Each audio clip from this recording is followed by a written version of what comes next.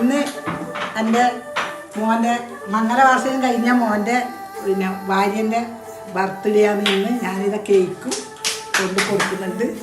ആരും നോക്കണത് കേട്ടാ.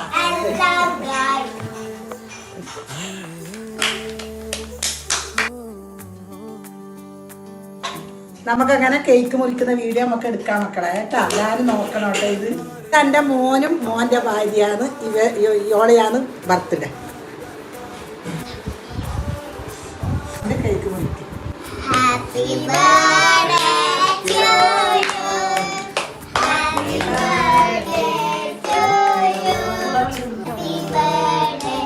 Happy birthday to you.